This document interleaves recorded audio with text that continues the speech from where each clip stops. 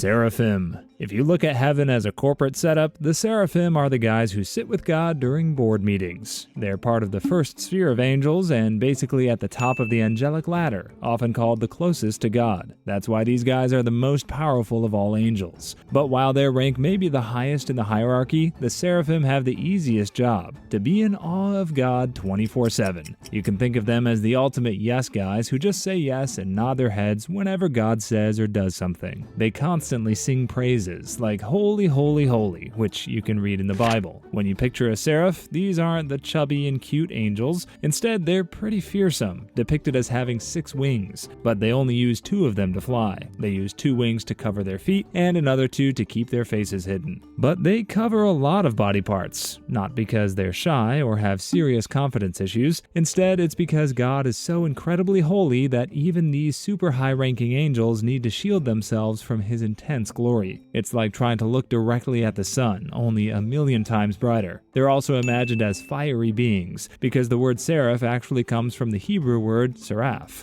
meaning to burn. But they don't burn in a scary way like a fireplace. It's more like they're radiating with God's pure love and holiness. But seraphim don't interact much with humans directly, just like company vice presidents don't talk to customers. Their job isn't to send messages or fight battles. They're more like spiritual bodyguards, standing guard around the throne of God, keeping the divine vibes going strong. Cherubim. They're often depicted as those cute angels with tiny wings who love playing the harp. But the cherubim aren't the angels you can find in the Valentine's Day cards you send to girls every February. Instead, they are actually the second highest ranking angels, just below the seraphim, and often considered God's elite guard. Cherubim are often depicted as having multiple wings, sometimes 4, sometimes 6, and they have rather intense appearances that make you realize these guys mean business. Think of them as the Secret Service agents of the heavenly world, rarely smiling and often wearing poker faces. The name cherubim is derived from the Hebrew word cherub, which is associated with knowledge and wisdom. That's why they're known for guarding the divine mysteries and the throne of God, and they're all about keeping the most sacred areas secure.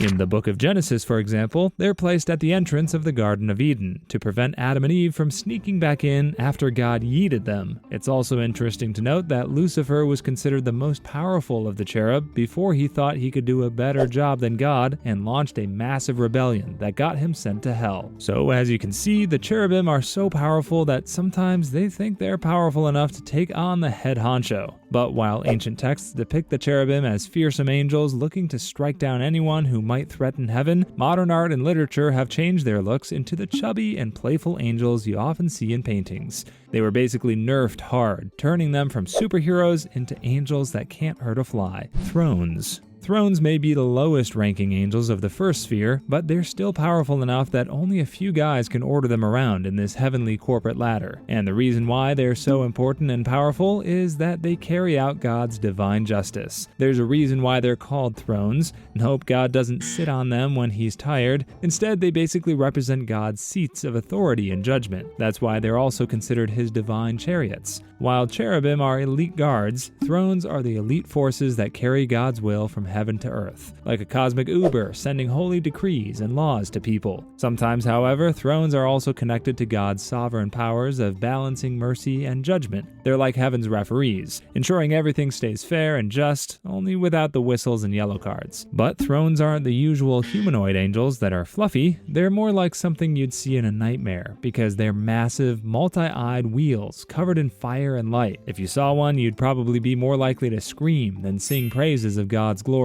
There's a reason why they look like creatures straight from a horror movie. Their multiple eyes signify their role as beings of wisdom and enlightenment. They watch over everything, ensuring that the universe's divine order is kept intact. And they look like wheels because you can't be God's chariot if you can't roll your way from heaven to earth. The thrones don't deal with humans very much, even though they're carriers of God's divine justice. Instead, they only send decrees, leaving the clerical tasks to the lower-ranked angels. They're like the angelic quality control department, but they make sure everything runs smoothly in the grand cosmic plan instead of checking for product defects. Dominions. If you have the presidents, board members, and vice presidents of the heavenly corporate setup, you also have the middle managers. The dominions belong to that rank, depicted as the highest ranking of the second sphere of angels. They're like the managers sitting at their celestial desks, ensuring that things between the divine realm and the lower ranks of angels are running well, but they're not directly involved in affairs involving humans or the responsibilities of the angels closer to God. Dominions aren't the ones saving people from falling off ladders or launching grand plans for God's glory.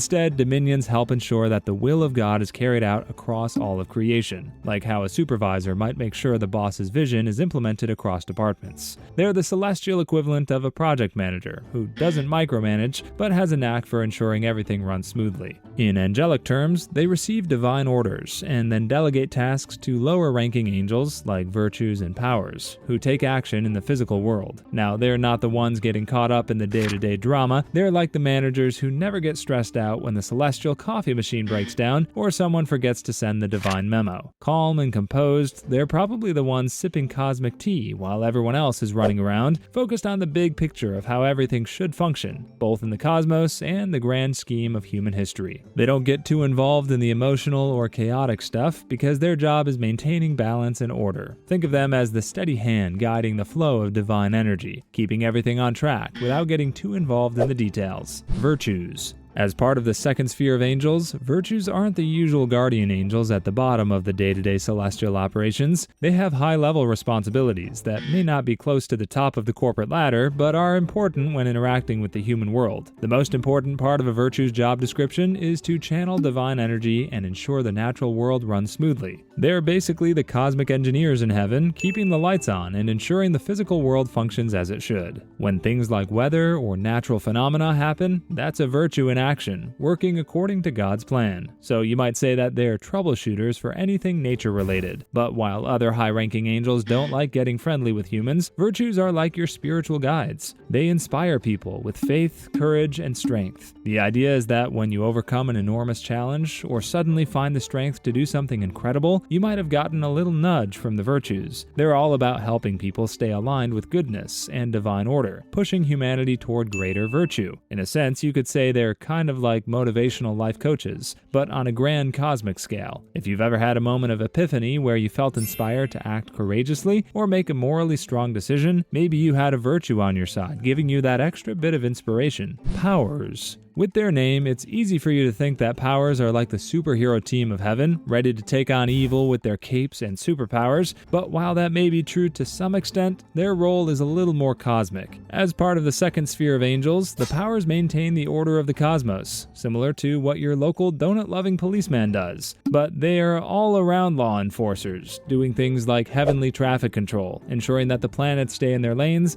and the cosmic forces don't get too unruly. It's often said that the powers keep gravity in check so that we'd all stay grounded, literally and figuratively. They're also seen as protectors from evil forces. Think of them like heaven's version of the Avengers, stopping any spiritual troublemakers from causing chaos. In some traditions, they're believed to directly battle against evil spirits, keeping them in check to prevent them from disrupting divine plans. Another cool thing about the powers is that they're kind of like helpers for humanity, making sure we all get to where we're meant to be. Imagine life is a giant maze, and the powers are like the GPS that keeps you going the right way, even when you take a wrong turn, because maps are confusing. They also make sure all of humanity is moving in the right direction, which can be super tricky sometimes. When it comes to appearances, they're often depicted with fiery lights as bright as the New York City skyline. This might symbolize the intense power they wield. After all, you must be powerful if you're called a power. We on this channel believe that you're an angel in disguise, because we wouldn't be this successful without your help.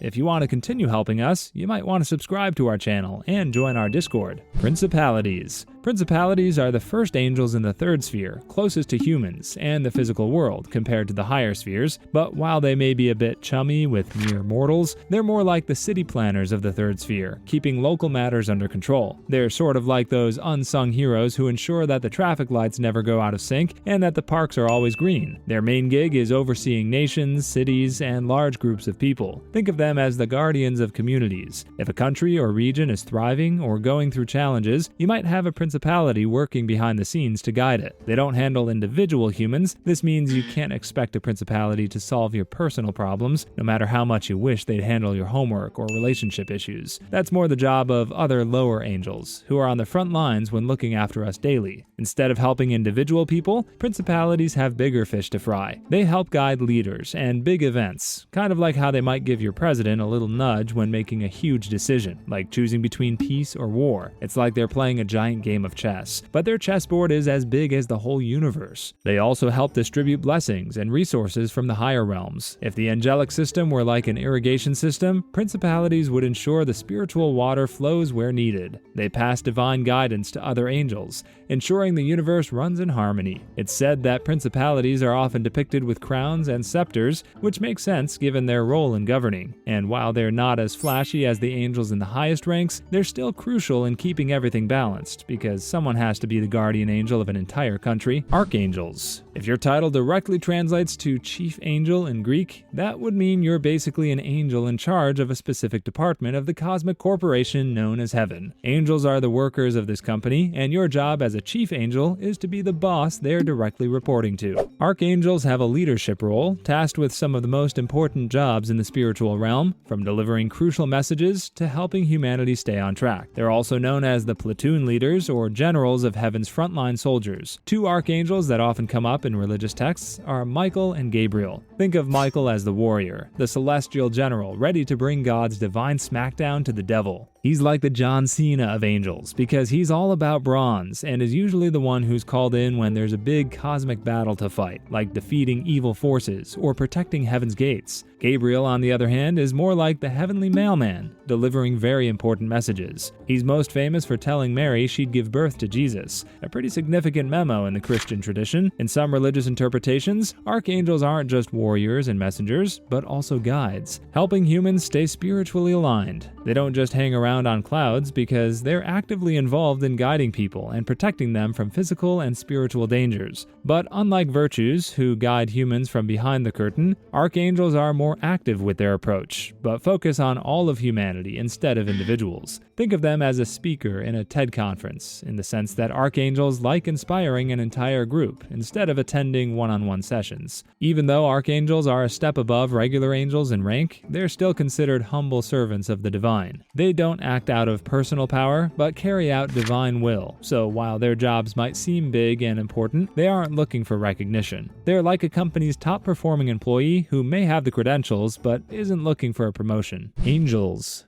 Imagine you're a regular in heaven's divine corporation where everyone has an important job to play. In your case, you're at the lowest of the low, hardly getting paid because you're like the intern, the employee who does all the dirty clerical work. Despite how low the run-of-the-mill angels rank may be, they're arguably the most important part of this company. Without them, no one carries the bulk of the workforce's tasks. They're the everyday helpers who handle jobs ranging from guiding lost souls to delivering messages from the big boss. They can also be your friendly neighborhood spiritual guide, ready to lend an ear if your girlfriend just broke up with you, or you hit a career wall. But angels aren't just floating around with glittery wings, patrolling the skies for anyone needing help. Instead, they have specific roles and duties. It's as if everyone has a personal guardian angel watching over their head and whispering good things in your ear to counter the bad things that the devil on your left shoulder is telling you. They are also involved in a variety of tasks. Angels might help you find your lost keys, inspire you to make a tough decision, or provide comfort during hard times. They're like those reliable, friendly coworkers who always show up when you need them the most. But instead of coffee and donuts, they bring divine guidance and celestial assistance. But even if they are at the lowest rank in this divine pecking order, angels are crucial. They might not have the big titles, but they do a lot of the ground level work, keeping the divine plans running smoothly, like how a company's entry-level employee keeps the day-to-day operations going.